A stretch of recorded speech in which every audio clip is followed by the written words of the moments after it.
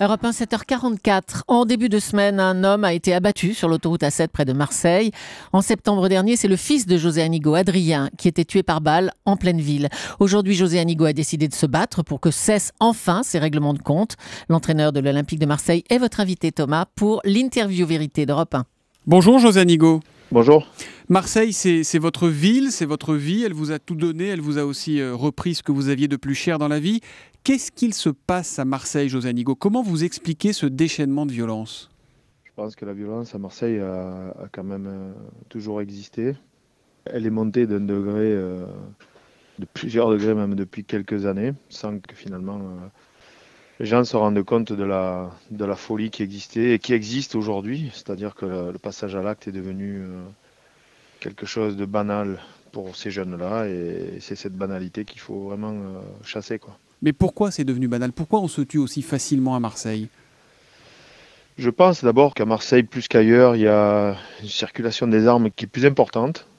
Et il y a une facilité impressionnante à avoir des armes, parce que vous voyez bien que les jeunes qui meurent la plupart du temps avec des armes de guerre. Il y a un vrai combat, je pense, pour la police à mener là-dedans. Et puis, le passage à l'acte est devenu une banalité, parce qu'aujourd'hui, ces jeunes sont maintenant habitués à tuer pour tout et n'importe quoi. Ça veut dire que ce qui se réglait à la baston à l'époque, aujourd'hui, ça se règle à coups de Kalachnikov? Exactement. Et c'est dommage parce que c'est une ville qui est magnifique. Et c'est une ville où tout le monde se bat pour essayer de la rendre encore plus belle, mais c'est très compliqué. Alors justement, vous, cette ville, vous la connaissez par cœur, hein, je le disais, vous avez grandi dans les quartiers nord. Vous la reconnaissez, votre ville, votre Marseille aujourd'hui? Est-ce qu'aujourd'hui, elle vous fait peur? Non, moi, elle me fait pas peur, même si elle m'a pris un de mes enfants, elle me fait pas peur parce que je suis un peu comme tout le monde.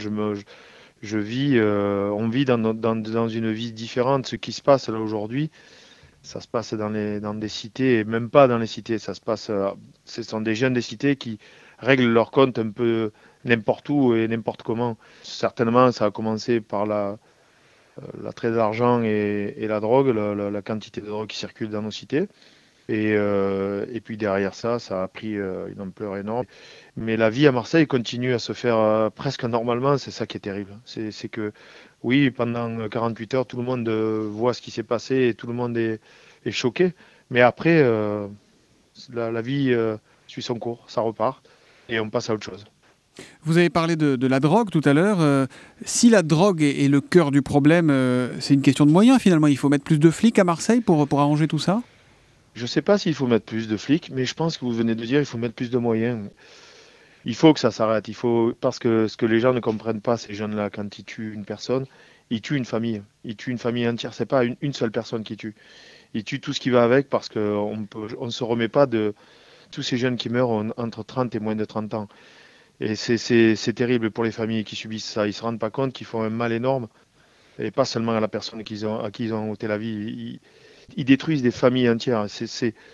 Mais là, à Marseille, on a besoin de moyens, on a besoin de force, on a besoin pour arrêter tout ça parce que les gens en ont marre ici. Les gens en ont vraiment marre. Et est-ce qu'il faut aller, comme l'a suggéré la sénatrice maire socialiste du 8e secteur, Samia Ghali, jusqu'à envoyer l'armée dans certains quartiers? Pour vous, ça peut coller ça dans le Marseille que vous connaissez? Non, ça collera pas. Au contraire, je pense que ça peut créer que d'autres problèmes encore plus importants. Mais par contre, on peut se servir de certaines choses. Les jeunes, les très jeunes qu'on envoie en prison, je parle des mineurs. Est-ce que c'est la bonne solution aujourd'hui? On n'a pas tout intérêt de se servir de l'armée justement pour ce qui existait avant, pour les construire avec des militaires? Parce que ce sont des jeunes qui n'ont aucune structure. Ils ne vont pas à l'école ou n'y ont pas été beaucoup. Ils ont des structures familiales éclatées, donc c'est très compliqué pour eux. Et ce sont des jeunes qui ont besoin d'accompagnement, plus que aujourd'hui, les mettre en prison, c'est les mettre dans un centre de formation de la délinquance. Je parle pour les plus jeunes.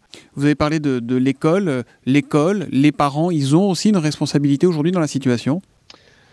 Bien sûr que les parents ont une responsabilité. Je vais vous dire pourquoi, parce que je le pense pour moi déjà. Quand on perd un enfant, et c'est que quelque chose, c'est parce qu'on perd pas un enfant comme ça. Le parcours, je vais me servir que du parcours de mon enfant, mais il y a des problèmes à un moment familiaux, soit c'est des problèmes de divorce la plupart du temps, ou des problèmes c'est ce que j'appelle les familles monoparentales ou éclatées. Voilà, donc des gamins qui subissent ce contre-coup se retrouvent dans une seconde famille qui est la rue, et la rue bouffe ses gosses, et et on les perd entre 11 et 13 ans et le chemin se fait. Alors justement, vous avez décidé, vous, de les aider, de vous engager. Ça va prendre quelle forme, José Anigo? Vous le savez déjà?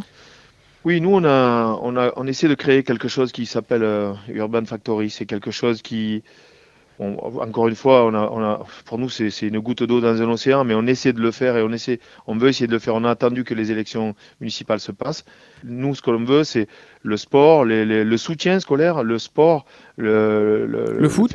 la culture. Non, pas forcément le foot, mais le sport dans son ensemble. Ça peut être des sports de combat, parce que quand on fait du judo, quand on fait de la boxe, finalement, on apprend à des gamins à respecter l'adversaire plus qu'autre chose aussi. Et aussi, il y a de la culture, il peut y avoir du théâtre, de la chanson. Il y a plein de gens prêts à nous aider, des gens qui sont motivés parce que cette ville mérite bien qu'on fasse quelque chose pour ses enfants. Et est-ce que l'OM va vous aider? Est-ce que le club sera derrière vous, derrière cette Oui, association? j'en ai parlé avec Vincent Labrune à un moment, il y a quelques mois, et Le patron de effectivement, l'OM. le club a accepté de jouer son rôle social aussi, parce c'est pas seulement une machine à fric qui paie des joueurs, c'est aussi un rôle important de l'Olympique de Marseille, c'est le cœur de cette ville, hein, où les gens se retrouvent au Vélodrome, et le club doit aider et doit rendre à cette ville ce que cette ville lui donne aussi. Personne vous en voudrait, vous, de vous résigner, de vouloir passer à autre chose, José Anigo? Bien sûr, mais puis après c'est personnel. Moi j'ai compris ça, alors c'est paradoxal, on attend toujours qu'il vous arrive quelque chose pour créer malheureusement une structure pour aider ces gamins. Avant je faisais comme les autres, je regardais la presse et je la fermais, je me disais c'est pas possible, mais je faisais rien finalement et puis j'en veux à personne, on est tous pareils. Mais là j'ai été frappé de plein fouet et je me suis dit mais qu'est-ce que je peux faire? C'est pas grand-chose, mais le peu qu'on sortira de la rue, ce sera toujours ça de gagner pour nous. Merci beaucoup, José. Merci également à Yann Théroux qui était à vos côtés pour ce duplex à Marseille. Et puis on vous souhaite un bon match ce week-end. Vous jouez contre qui?